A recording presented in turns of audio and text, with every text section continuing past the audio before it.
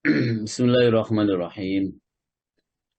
Alhamdulillahilladzi arsala rasulahu bil huda wa dinil haqqi liyudhhirahu 'alad dini kullih wa kafa billahi syahida.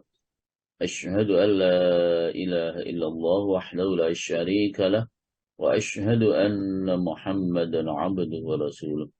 Allahumma salli wa sallim ala sayyidina Muhammad wa ala alihi wa ashabihi wa man tabi'ahum bi ihsanin ila yaumil qiyamah.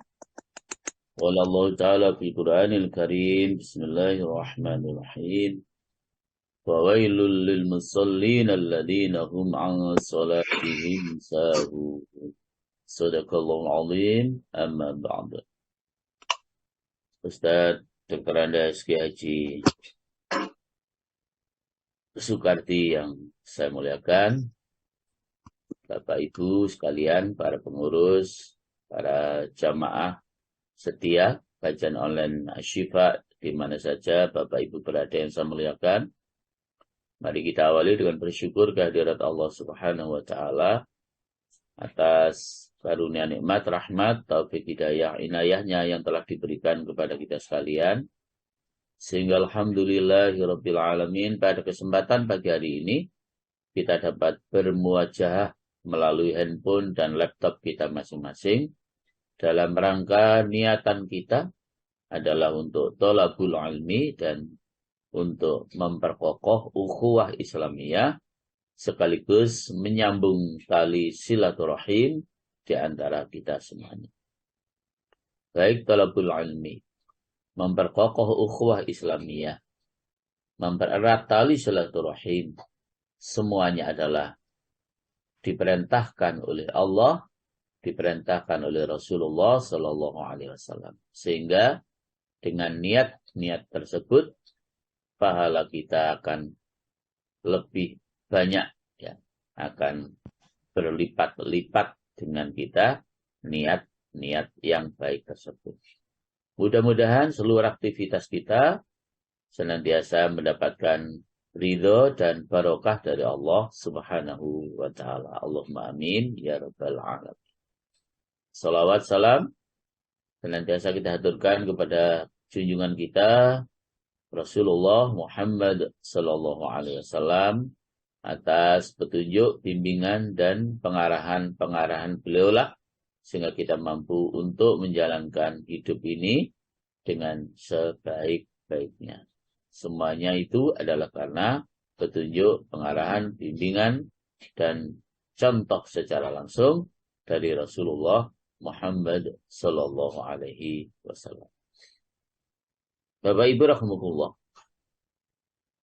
Memang tidak habis-habisnya kita membahas tentang riya, hubungannya dengan amal ibadah yang kita laksanakan. Sehingga sampai pada kesempatan pagi hari ini sudah dalam sekian kali pertemuan kita masih membahas tentang riya itu sendiri. Tentang riya itu sendiri.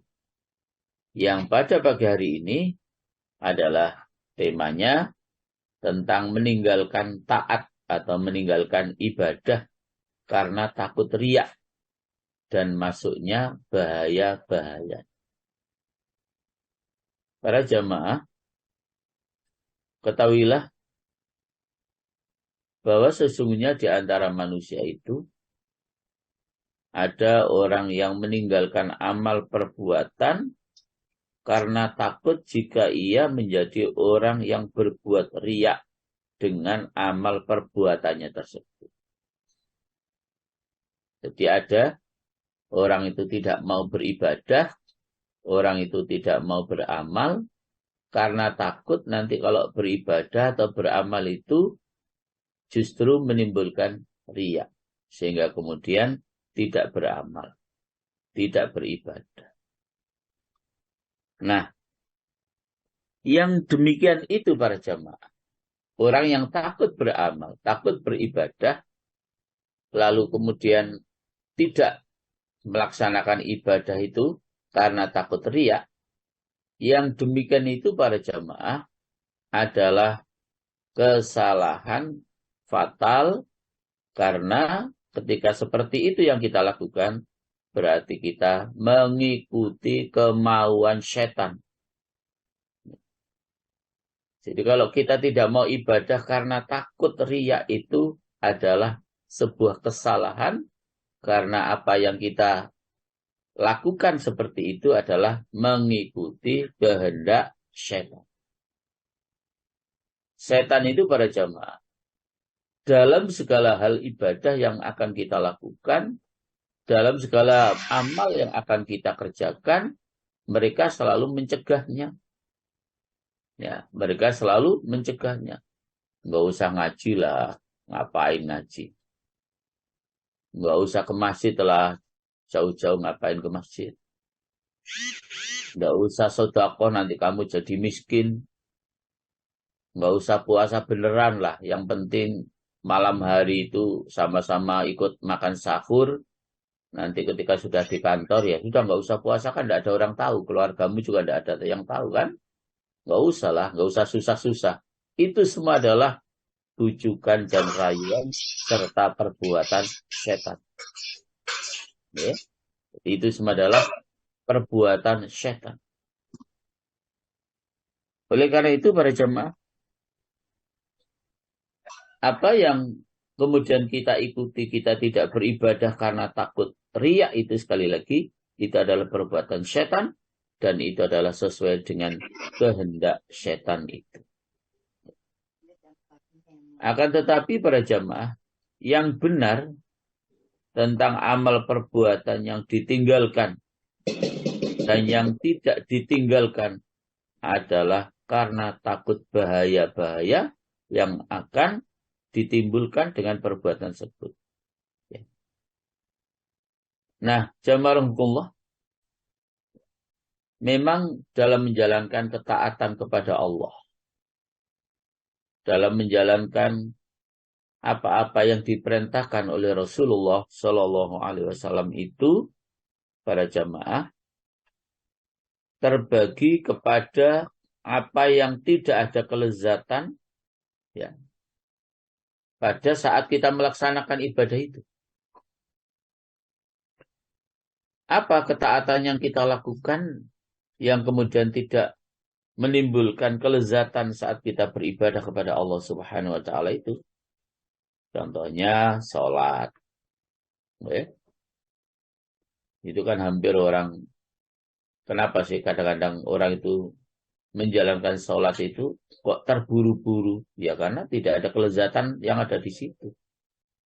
Ya, makanya bendang mari begitu. Puasa, soro puasa itu. Enak-enaknya bisa minum, tidak boleh minum. Enak-enaknya siang hari itu harus makan siang, tidak boleh makan. Soro puasa itu. Apalagi haji. Soro haji itu. Ya. Apalagi jihad fi sabilillah. Lebih sengsara. Ya. Taruhannya nyawa, harta benda. Itulah bentuk-bentuk ketaatan kita kepada Allah yang tidak menimbulkan kelezatan saat kita melaksanakan ketaatan-ketaatan tersebut. Saat kita melaksanakan ibadah-ibadah tersebut. Jadi semuanya itu adalah penderitaan dan butuh sebenarnya kesungguhan kita, mujahadah kita untuk bisa melaksanakan ibadah-ibadah tersebut.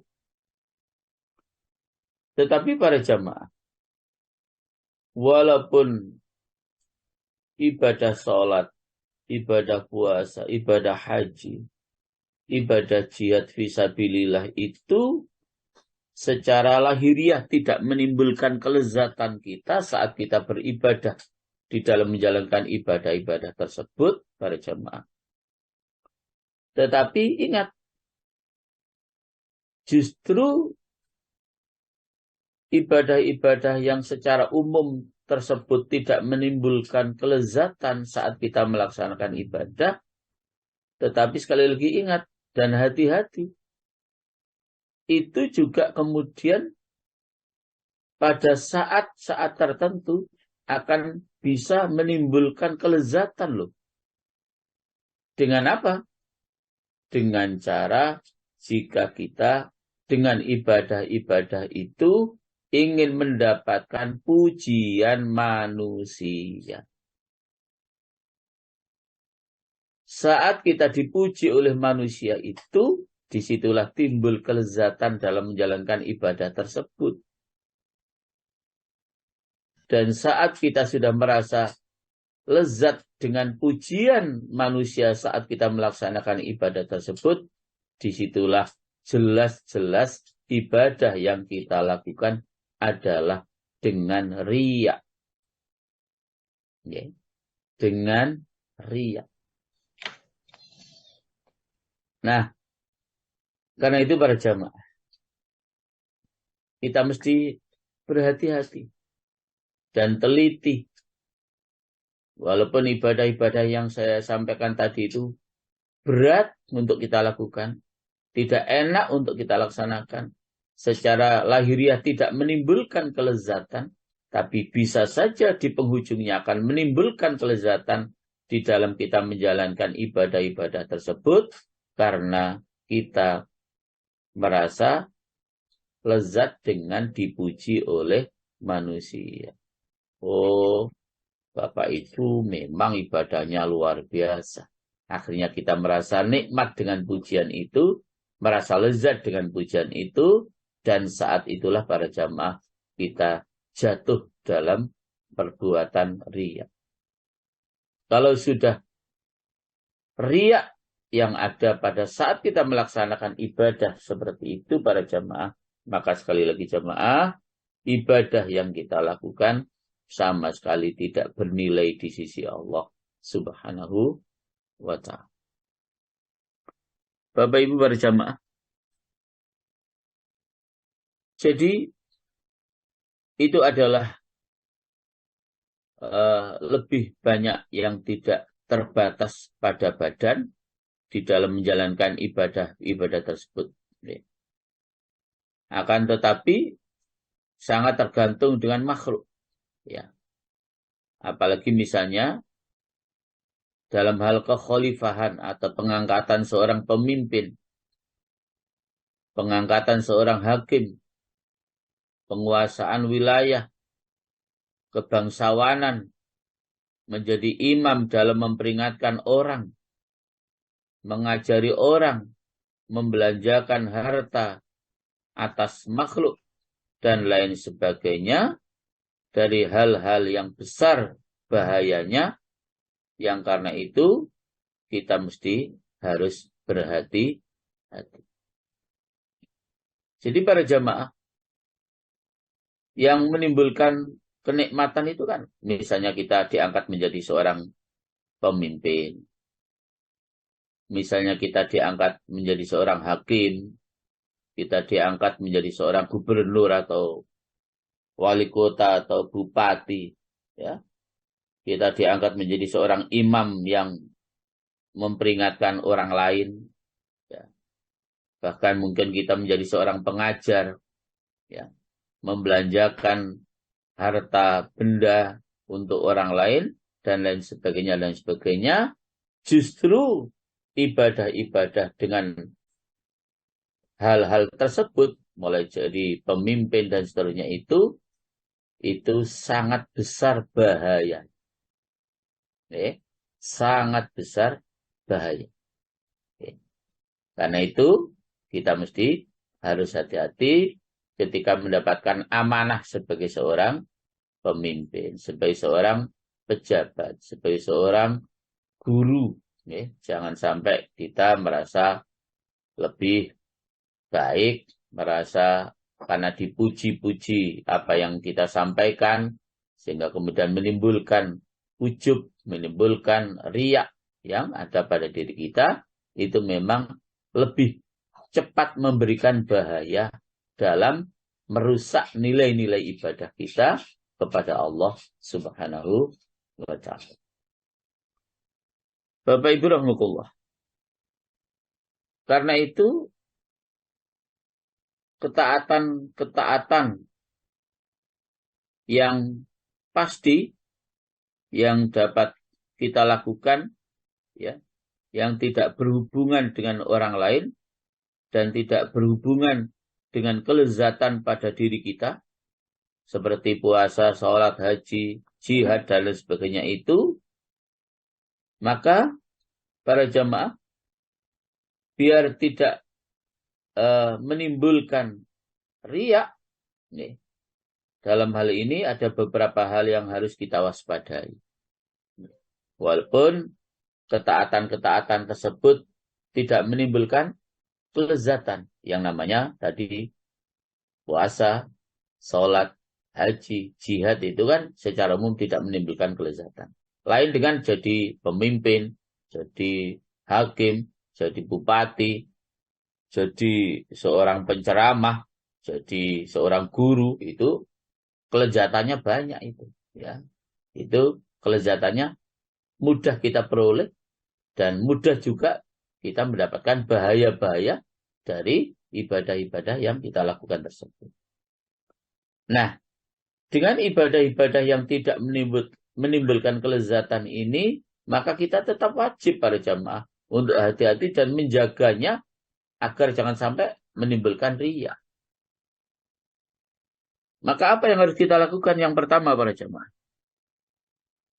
apa yang masuk sebelum amal perbuatan.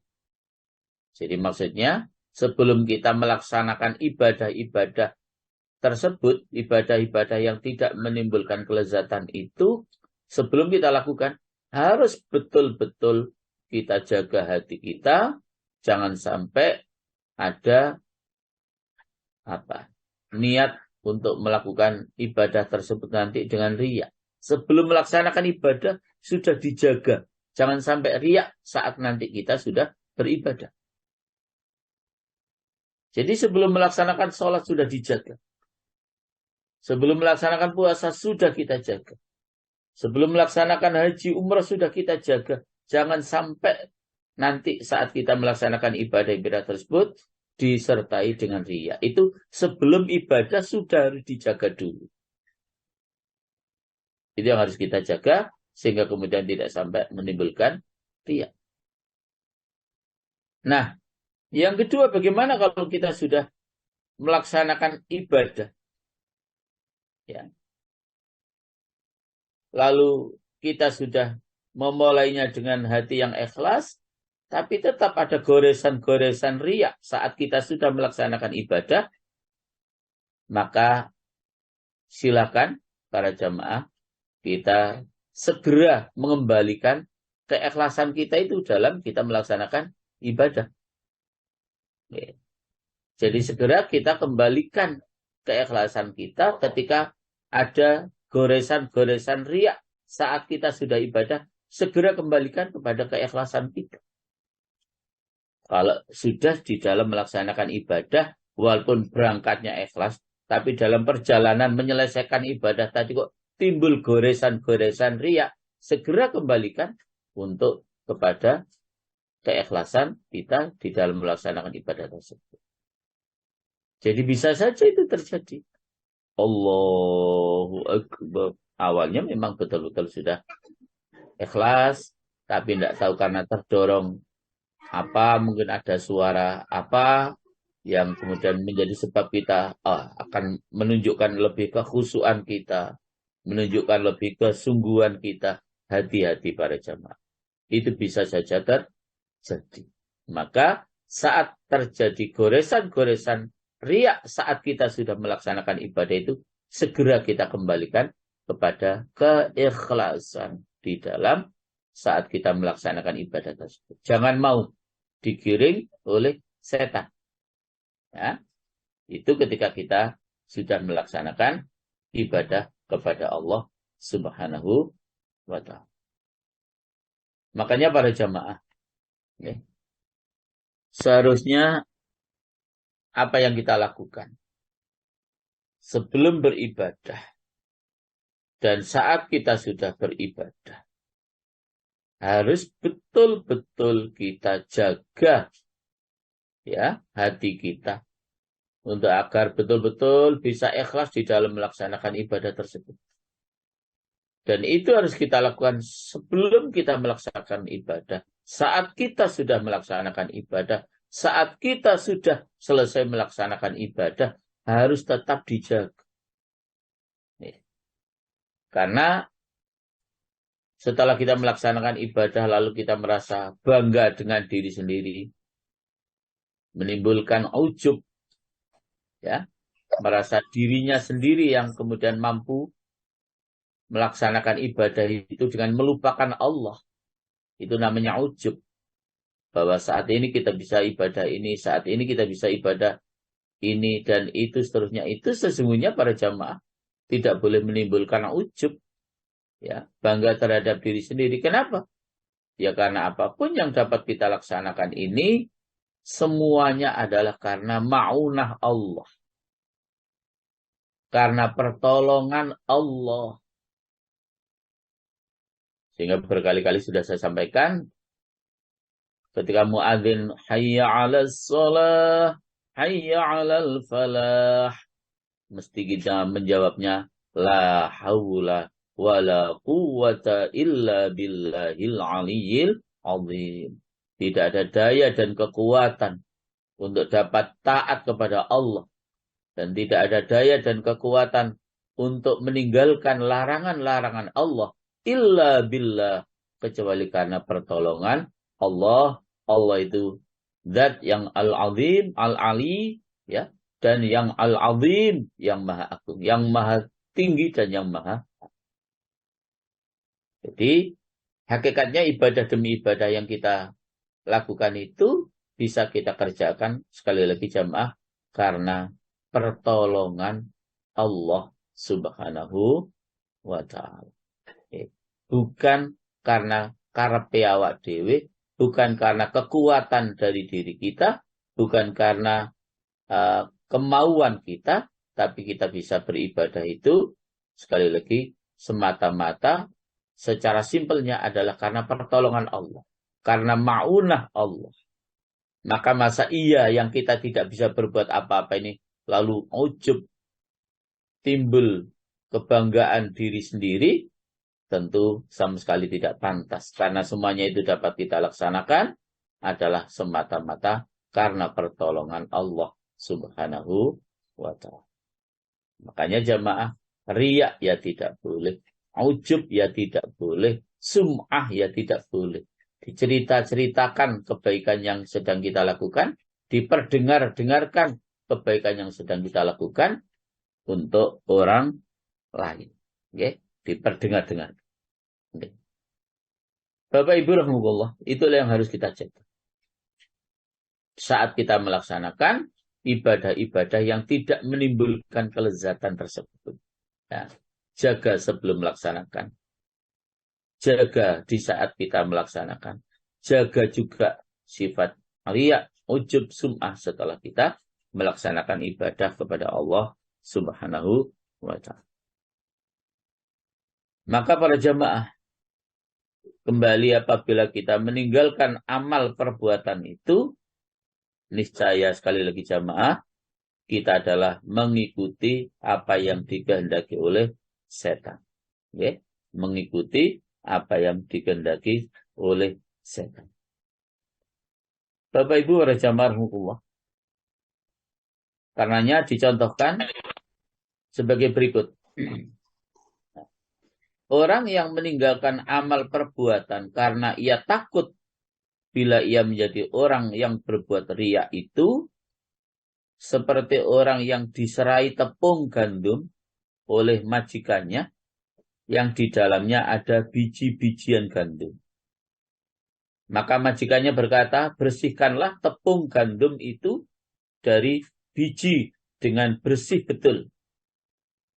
Kemudian orang itu meninggalkan pokok pekerjaan dan ia berkata, aku takut jika aku mengerjakannya tidak bisa bersih betul. Kemudian ia meninggalkan pekerjaan itu karena ketakutannya. Itu adalah meninggalkan keikhlasan dengan meninggalkan pokok pekerjaan, maka itu tidak ada artinya sama sekali bagi kita. Jadi jangan alasan karena takut riak lalu kemudian tidak melakukan sholat. Daripada sholat nanti saya riak, lebih baik kita tidak sholat. Nah, itu mengikuti perbuatan setan. Orang sholatnya belum dilakukan kok sudah bilang riak, dari mana? Ya, lakukan dulu. Nah, ketika tadi sudah saya sampaikan, sebelum dilakukan, jaga sebelum melakukan. Ketika sudah kita lakukan, timbul goresan-goresan riak, langsung kembalikan kepada keikhlasan. Bahkan setelah kita melaksanakan ibadah, tetap jaga yang namanya sum'ah, ujub. Ya, itu agar betul-betul ibadah yang kita lakukan itu dapat kita laksanakan dengan penuh ikhlas. Dan hal tersebut, para jamaah, sekali lagi, itu termasuk dari tipu daya setan. Ya, itu termasuk tipu daya setan. Karena setan pertama kali telah berprasangka buruk dengan orang-orang muslim. Ya, dan tidak menjadi haknya bahwa ia berprasangka buruk ya dengan demikian kepada mereka. Artinya setan itu sebenarnya tidak punya hak ya untuk kemudian menyampaikan sangka buruk kepada kita sekalian. Gitu. Makanya kita tidak boleh kalah. Kita tidak boleh takut ya menghadapi setan itu. Nah, Bapak Ibu rahimahullah.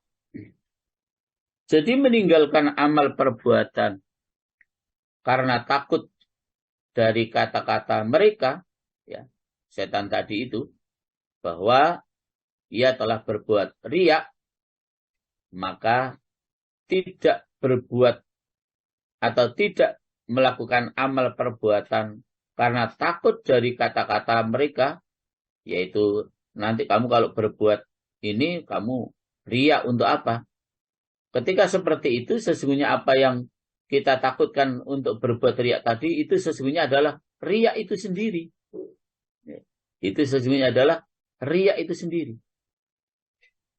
Maka seandainya tidak ada kecintaannya pada pujian mereka, pujian manusia, dan takutnya pada celaan manusia, maka apakah baginya dan bagi kata-kata mereka bahwa ia telah berbuat ikhlas?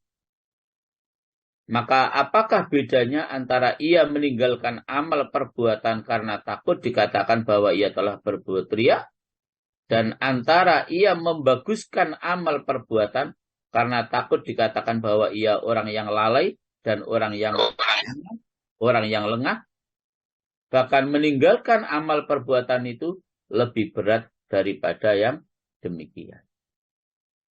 Jadi jamaah sama ketika jenengan tidak melakukan amal, ya, kemudian karena takut riya, itu sama dengan jika jenengan beramal, kemudian jika jenengan tidak beramal, kemudian takut dicela oleh orang lain, yaitu sama saja. Ya, itu sama saja. Makanya jamaah rahimahullah, yang pokok itu adalah bahwa kita tetap harus beribadah. Ya, soal keikhlasan memang harus kita latih. Ya, soal keikhlasan memang harus kita latih. Ya. Oleh sebab itu para jamaah rahimahullah, semua yang kita lakukan karena takut riya, karena takut dicela oleh orang lain, ya kok melaksanakan ibadah, ya kalau tidak melaksanakan ibadah nanti takut dicela oleh orang lain. Sekali lagi jamaah, itu semua adalah tipu daya setan kepada kita sekalian. Nah, setan itu para jamaah, ya, setan itu para jamaah itu selalu berusaha dengan semaksimal mungkin agar kita ini bisa meninggalkan ibadah. Kalaupun kita tetap memaksa ibadah, tidak berhenti, semaksimal mungkin berusaha agar timbul dalam hati kita yang namanya riya. Makanya sekali lagi, itu semuanya adalah perbuatan setan. Okay? Itu semuanya adalah perbuatan setan. Oleh sebab itu para jamaah, kita harus betul-betul menjaga saat kita melaksanakan ibadah, ya, agar dapat kita laksanakan betul-betul dengan penuh ikhlas. Bapak Ibu para jamaah, selama kita terdorong di dalam melaksanakan ibadah kepada Allah Subhanahu wa taala itu karena ikhlas semata-mata karena Allah Subhanahu wa taala, maka para jamaah itulah yang menjadi harapan dan tujuan kita di saat kita sedang melaksanakan ibadah kepada Allah Subhanahu wa taala. Sehingga tetap para jamaah kita mesti harus melatih diri, kita harus terus melakukan mujahadah agar ibadah demi ibadah yang kita laksanakan itu betul-betul dapat kita kerjakan dengan hati yang ikhlas semata-mata hanya untuk mengharapkan ridha Allah Subhanahu wa ta'ala. Bapak Ibu rahmatullah, apabila kita mengatakan, ya, sebagaimana yang telah disampaikan oleh beberapa ulama salaf, bahwa meninggalkan amal perbuatan karena takut keterkenalan, ya, itu sebagaimana yang diriwayatkan bahwasanya Ibrahim An-Nakhai, ada seorang lelaki masuk kepadanya, lalu Ibrahim An-Nakhai ini saat itu sedang membaca Al-Quran. Kemudian Ibrahim An-Nakhai menutup mushaf dan meninggalkan membaca Al-Quran tadi. Lalu beliau berkata, seseorang tidak melihat ini bahwa aku sedang membaca setiap saat. Maka Ibrahim At-Taimi berkata, agar kita tetap ikhlas ini, okay? Jadi kalau Ibrahim An-Nakhai tadi begitu membaca Al-Quran, ada tamu datang, langsung ditutup mushafnya dengan maksud dan tujuan agar tidak diketahui saat membaca Al-Quran dan agar tidak sampai menimbulkan riya. Maksudnya begitu Ibrahim An-Nakhai. Begitu ada tamu langsung ditutup Al-Quran. Ya. Itu upaya menjaga agar tetap ikhlas maksudnya. Nah, karena itu pesan Ibrahim At-Taimi, apabila pembicaraan telah mengagumkan engkau, maka diamlah. Dan apabila diam itu menakjubkan engkau, maka berbicaralah. Masya Allah. Jadi kalau dengan kita berbicara itu menimbulkan kekaguman pada diri kita sendiri dan akan menimbulkan rasa riya, kata Ibrahim At-Taimi, berhentilah berbicara. Tapi kalau kita sedang diam itu juga menimbulkan riya, bahwa kita biar dianggap orang tidak banyak bicara, itu kan juga menimbulkan riya. Jadi kita diam itu dengan harapan dinilai oleh orang lain, memang Ustadz itu nggak terlalu banyak bicara ya. Jadi memang luar biasa menjaga lisan. Itu timbul dalam hati kita. Ketika itu timbul dalam hati kita saat kita diam, berbicaralah. Itu semua upaya dalam rangka untuk menolak riya tersebut para jamaah. Itu. Nah, demikian pesan Al-Hasan Basri. Ya. Al-Hasan Basri mengatakan apabila seorang dari orang-orang yang terdahulu melewati sesuatu jalan yang mengganggu orang berjalan, seperti adanya cabang kayu yang jatuh misalnya, ada duri di tengah jalan misalnya, ada batu-batuan di tengah jalan misalnya, orang itu tidak terhalang menyingkirkan sesuatu yang mengganggu itu, melainkan oleh rasa tidak senang terkenal. Seseorang dari mereka itu didatangi oleh tangisan, kemudian memalingkannya kepada tertawa karena takut terkena. Dan masih banyak asar, ya, pesan-pesan para sahabat, ya, yang menerangkan hal tersebut. Masya Allah. Sampai sedemikian para jamaah, hati-hati dalam rangka menjaga riya. Hati-hati agar diri kita tidak terkenal. Walaupun kita tahu di tengah jalan ada duri, ada tangkai pohon yang jatuh, ada batu, kita tetap tidak mau menyingkirkan dalam rangka untuk apa? Menjaga agar kita tidak dikenal oleh orang sebagai orang yang baik. Ya. Demikian kalau kemudian ada orang itu datang dengan menangis, maka jangan ikut menangis, tertawalah biar kita bisa menjaga diri kita. Ya. Demikian dengan kondisi-kondisi yang lain. Ya. Maka para jamaah rahimahullah, kesimpulannya bahwa meninggalkan amal perbuatan yang sunnah itu memang diperbolehkan. Ya, karena sunnah itu memang jika kita lakukan baru mendapatkan pahala, dan jika kita tinggalkan kita tidak mendapatkan dosa. Nah, pembicaraan tentang keutamaan dan keutamaan itu yang dapat dilakukan adalah orang-orang yang kuat.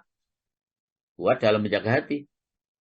Tidak dapat dilakukan oleh orang-orang yang hatinya lemah. Maka untuk mendapatkan keutamaan itu adalah dengan menyempurnakan amal perbuatan dan bersungguh-sungguh pada keikhlasan dan tidak meninggalkan. Jadi kalau misalnya yang ditinggalkan itu perbuatan sunnah atau ibadah yang berhukum sunnah, itu masih diperkenankan. Tapi kalau kemudian yang kita tinggalkan itu ibadah wajib hanya karena takut riya, ya sama sekali tidak boleh. Kita harus berperang, ya, berperang menghadapi setan yang mengajak kita tidak ikhlas itu, mengajak kita untuk berbuat riya itu. Kita harus berperang menghadapi setan itu agar kita tetap kuat di dalam melaksanakan ibadah itu dan tetap ikhlas di dalam melaksanakan ibadah tersebut. Karena memang itu wajib kita laksanakan. Itu memang wajib kita laksanakan. Nah, Bapak Ibu rahimahullah. Jadi kalau Ibrahim An-Nakhai tadi menutup mushaf atau Al-Quran, maka mungkin itu karena ia mengetahui bahwa ia akan memerlukan kepada meninggalkan membaca ketika orang itu masuk. Dan beliau mengulangi lagi ketika orang itu keluar. Karena kesibukan dengan percakapannya dengan orang itu. Kemudian ia berpendapat bahwa orang itu tidak melihatnya dalam membaca itu lebih menjauhkan daripada riya, daripada rasa riya. Jadi ketika dia membaca Al-Quran langsung ditutup, ada tamu itu, Ibrahim An-Nakhai berpendapat, ketika saya sedang membaca Al-Quran dan begitu sudah ditengarai ada tamu, langsung ditutup mushaf Al-Qurannya, itu lebih menjaga riya daripada saat kita ada tamu masih membaca Al-Quran. Ya, jadi lebih menjaga riya. Begitu ada tamu langsung ditutup. Dan buktinya keikhlasan kita apa? Begitu orang nyata di tamu kita sudah pergi, sudah pamit pulang, kita memang masih melanjutkan dalam membaca Al-Quran tersebut. Itu lebih menjaga riya. Dibandingkan saat sudah ada tamu, kita masih melanjutkan membaca Al-Quran. Di samping barangkali juga kita tidak bisa konsentrasi menerima tamu tersebut. Demikian pula orang yang menyingkirkan, ya, yang menyingkirkan sesuatu di jalan yang mengganggu orang yang berjalan, maka yang demikian itu dari orang-orang yang takut atas dirinya akan bahaya dikenal oleh orang lain. Ya. Jadi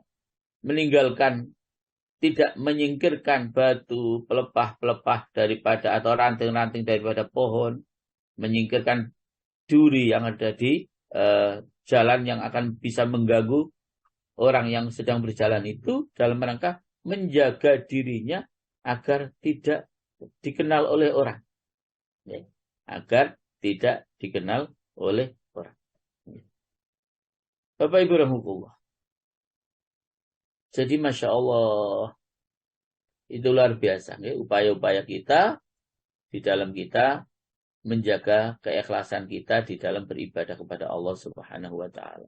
Sampai pun rasanya kita mengatakan, loh, hanya menyingkirkan duri, menyingkirkan batu aja kok. Itulah upaya ulama-ulama terdahulu, ulama-ulama salaf dalam rangka menjaga keikhlasan. Biar tidak terkenal, ya, biar tidak dikenal oleh orang lain. Ya. Maka para jemaah Rasulullah, ucapan Ibrahim At-Taimi yang tadi itu, apabila pembicaraan itu mentakjubkan engkau, maka diamlah. Yang demikian itu dimaksudkannya adalah perkataan-perkataan yang mubah atau boleh atau bersifat boleh dilakukannya. Seperti kefasihan dalam hikayat dan lain sebagainya. Misalnya jenengan itu ahli cerita. Lalu dengan cerita jenengan itu menakjubkan oleh orang lain. Ya, menyebabkan orang lain, Masya Allah, ceritanya begitu luar biasa. Lalu itu menjadikan kita yang cerita tadi kemudian timbul riak dan sebagainya. Kata Ibrahim At-Taimi, berhentilah untuk cerita, berhentilah untuk bicara. Biar apa yang kita lakukan itu tetap ikhlas, tidak menimbulkan riak. Masya Allah. Jadi Bapak Ibu rahmatullah, hakikatnya ya seluruh perbuatan apapun yang kita lakukan, yang kita niatkan untuk mendapatkan ridha Allah itu kan hakikatnya semuanya ibadah. Jadi ibadah itu bukan hanya sholat, haji, puasa, ya, tidak hanya itu. Semua perbuatan dan ucapan yang kita ucapkan, perbuatan yang kita kerjakan, yang kita niatkan untuk mendapatkan ridha Allah, itu ibadah. Sehingga tadi menyingkirkan duri, menyingkirkan batu, menyingkirkan ranting-ranting pohon yang sedang jatuh di tengah jalan, itu jika dengan ikhlas kita lakukan, itu ibadah para jemaah. Tetapi kemudian ketika dengan itu kita takut dikenal oleh orang sebagai orang yang baik, oh memang Bapak itu luar biasa. Maka dalam rangka menjaga riak itu, lebih baik kita tidak menyingkirkannya. Ya. Duri yang sedang menghalangi orang yang berjalan, batu yang sedang menghalangi orang yang sedang berjalan. Itu karena semuanya ternilai ibadah di sisi Allah Subhanahu wa ta'ala. Bapak Ibu rahmatullah. Nah, sekarang bagian yang kedua yang berhubungan dengan orang lain, yang justru lebih besar bahayanya dan lebih besar pula malapetakannya. Ya.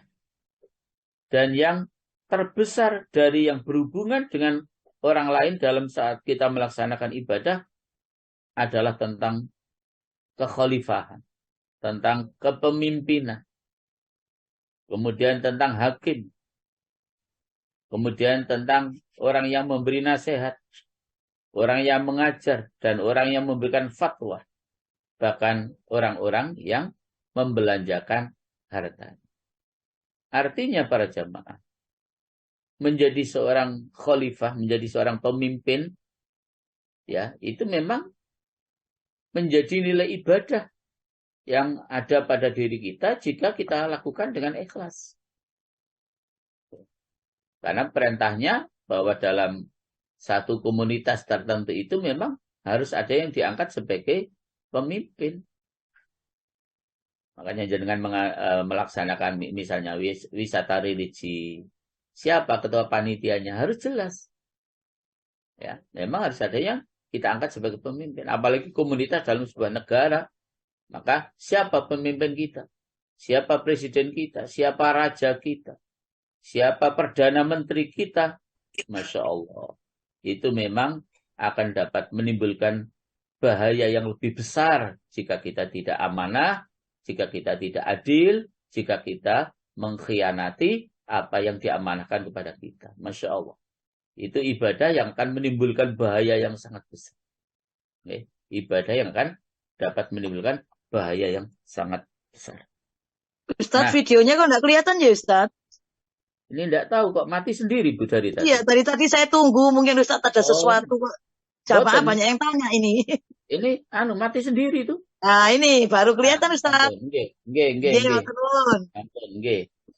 Nah, adapun tentang kekhalifahan atau kepala negara, apakah kepala negara itu ya presiden, apakah perdana menteri, apakah raja, apakah apa sajalah sebutan-sebutan yang ada sebagai pemimpin negara, maka itu diantara ibadah-ibadah yang utama, ya.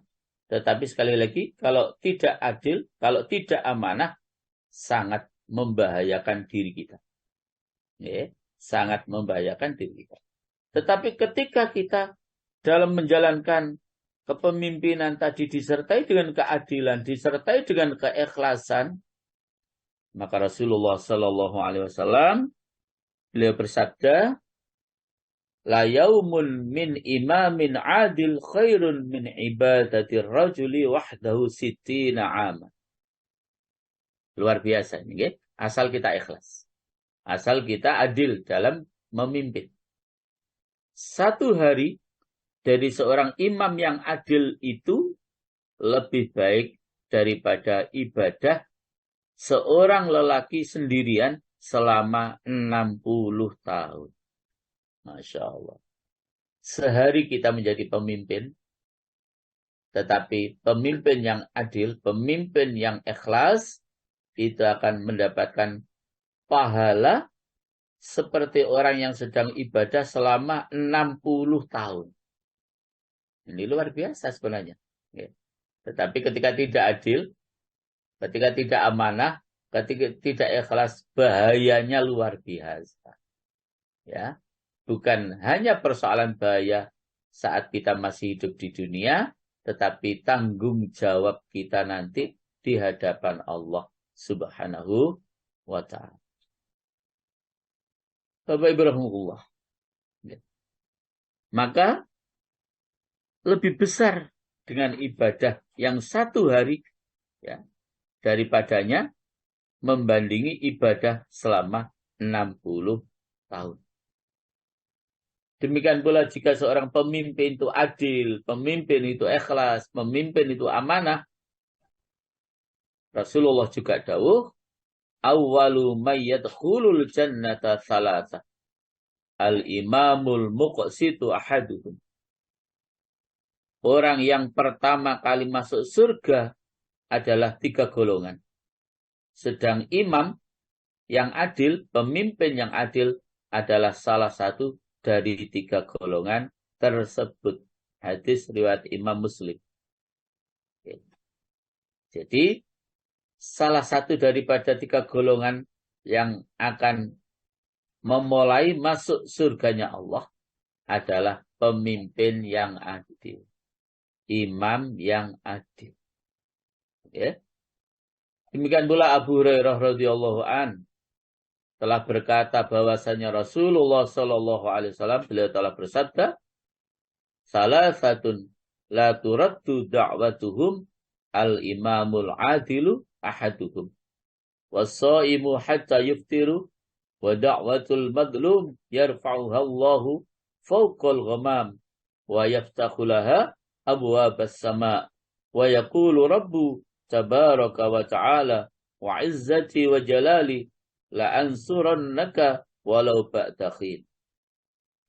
3 golongan yang doanya tidak ditolak oleh Allah.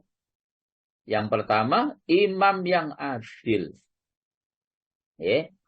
Jadi yang pertama, imam yang adil. Ya, adalah salah satu dari 3 golongan itu. Kemudian siapa? Orang yang berpuasa sehingga berbuka. Itu juga doanya tidak akan ditolak oleh Allah. Dan orang yang teraniaya, orang yang terdolimi, ya, doanya tidak akan ditolak oleh Allah. Allah mengangkat doa mereka di atas awan dan dibukanya pintu-pintu langit. Allah, Tuhan yang maha suci dan maha luhur berfirman, demi kemuliaan dan keagunganku, aku akan menolongmu sekalipun sesudah ini waktu. Jadi para jamaah, sekali lagi kembali pada seorang pemimpin yang adil, maka seorang pemimpin yang adil itu para jamaah diantaranya adalah doanya tidak akan ditolak oleh Allah Subhanahu wa ta'ala. Termasuk doa yang tidak akan ditolak oleh Allah, orang yang sedang berpuasa. Yang ketiga, doa yang tidak akan ditolak oleh Allah, orang yang teraniaya, orang yang terdolimi. Enggak salah, dijadikan salah. Ya, sesungguhnya tidak tersangka, dijadikan tersangka. Hati-hati. Hati-hati sekali lagi, doanya makbul itu. Ya, tidak terhalang oleh apapun. Langsung Allah yang menerima doa orang-orang yang teraniaya. Nah, para jamaah hukumullah, bahkan dalam sebuah hadis riwayat Abu Sa'id Al-Khudri, Rasulullah Shallallahu Alaihi Wasallam juga masih bersabda, "Aqrabun nasi minni majlisan yaumal qiyamati imamun adilun." Ya. Manusia yang paling dekat tempat duduknya daripadaku di hari kiamat adalah imam yang adil. Jadi Masya Allah, itu memang pekerjaan atau ibadah yang berhubungan secara langsung dengan orang lain. Maka karena berhubungan secara langsung dengan orang lain, memang kalau tidak hati-hati para jamaah, bahayanya jauh lebih besar. Tapi kalau kemudian ibadah dengan menjadi seorang pemimpin itu, kita menjadi pemimpin yang adil. Ya, kita menjadi pemimpin yang jujur. Kita menjadi pemimpin yang amanah. Maka beberapa hadis tadi telah kami sampaikan, itulah keutamaan-keutamaan seorang pemimpin yang adil, seorang pemimpin yang amanah akan bisa mendapatkan pahala yang berlipat ganda di sisi Allah Subhanahu wa ta'ala. Bapak Ibu rahimahullah, demikian mungkin dengan seorang gubernur, jabatan sebagai seorang amir, ya. Demikian mungkin dengan jabatan di bawahnya, demikian pula dengan jabatan yang ada di bawahnya. Sekali lagi, itu harusnya ketika kita diamanai jabatan-jabatan tersebut sebagai bentuk ibadah kita kepada Allah, maka harus kita laksanakan dengan penuh ikhlas, dengan penuh adil, dengan penuh amanah, sehingga kita tidak akan mendapatkan bahaya daripada ibadah yang berhubungan dengan orang lain tadi itu, bahaya di dunia, apalagi bahaya di akhirat kelak. Bapak Ibu rahimahullah, oleh sebab itu kita mesti sangat berhati-hati. Ya? Kita mesti sangat berhati-hati ketika kita diberikan amanah sebagai seorang pejabat. Karena itu pula bahaya besar ini, sebagaimana yang disampaikan oleh sahabat Umar radhiyallahu an, beliau berkata, siapakah yang mengambil kekuasaan, ya, dengan apa yang ada padanya? Bagaimana tidak? Sehingga beliau menyampaikan sabda Rasulullah SAW sebagai berikut. Ma min waliyin ashiratin illa ja'a yaumal qiyamati maghlulatan yaduhu ila unuki adlaqahu adluhu au baqahu juruh. Tidak ada seorang pun wali atau penguasa satu kaum melainkan ia datang pada hari kiamat dengan tangannya dibelenggu ke lehernya. Ia dilepaskan oleh keadilannya atau dibinasakan oleh kedolimannya. Masya Allah. Okay. Jadi jamaah berat. Okay. Ibadah yang berhubungan dengan orang lain secara umum itu memang berat. Kalau adil memang akan dilepaskan belenggu tangannya, ya, yang diikatkan di dalam lehernya itu. Tetapi ketika saat memimpin itu tidak adil, memang sangat membahayakan kehidupannya, baik hidup di dunia maupun kehidupannya di akhirat kelak. Maka karena itu hati-hati, okay? Karena itu hati-hati. Baik kita ibadah yang hubungannya langsung dengan Allah, yang tidak menimbulkan kelezatan tadi, sholat, puasa, haji, jihad, atau ibadah yang berhubungan dengan banyak orang sebagai pejabat dan lain sebagainya tadi harus betul-betul kita laksanakan dengan ikhlas dan jangan sampai kita berbuat yang tidak baik saat kita melaksanakan tugas dan amanah tersebut. Bapak Ibu para jemaah, demikian yang bisa kita sampaikan dan insya Allah tema ini memang belum selesai, masih akan kita lanjutkan pada pertemuan berikutnya. Sementara karena waktu, saya kira cukup dan saya kembalikan kepada Pak Agus. Monggo Pak.